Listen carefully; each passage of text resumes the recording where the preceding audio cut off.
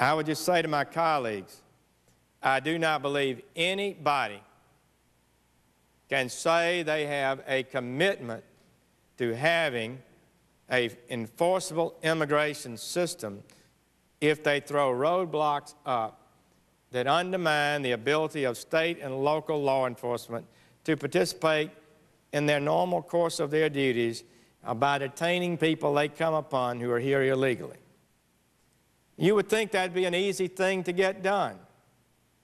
I have said before, it seems when it comes to immigration, many things can be accepted, many things people approve of, but if you come up with something that actually is very effective, that's what gets objected to. And this is something that's critical. It's a testament and a test of our will and our seriousness as a body.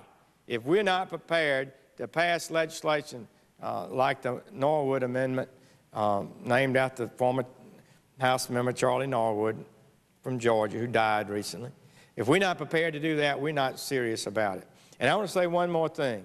Time and time and time again, I have heard members of this body say, oh, we can't vote for this amendment, or you must vote against that amendment. Why? Because we have an agreement, a compromise. It violates our compromise.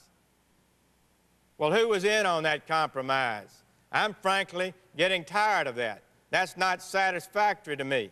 The question really should be, is this amendment good or not good for the interest, legitimate interest of this nation?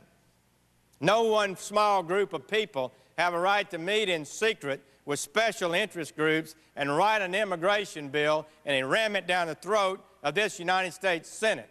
And I oppose it. And it's not right. You can agree or disagree on these amendments, but do so on the merit, whether or not it actually makes sense, not on some deal made by some advocacy group or some business interest. That is not what this Senate's all about. So I hope today that people begin to see that a small group of senators who meet in secret and plot out a bill that, if printed in actual bill language, would be 1,000 pages, don't have the power to say we can't have amendments and we can't change it. And if you do get an amendment up, we're all going to stick together and vote it down because it didn't comply with our little compromise.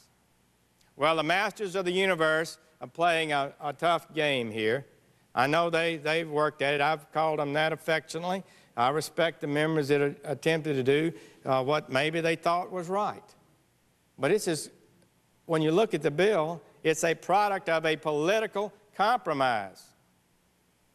A group of politicians met in secret and wrote a bill that's exceedingly technical, exceedingly important. And let me tell you who was not there in this meeting. The American people weren't there.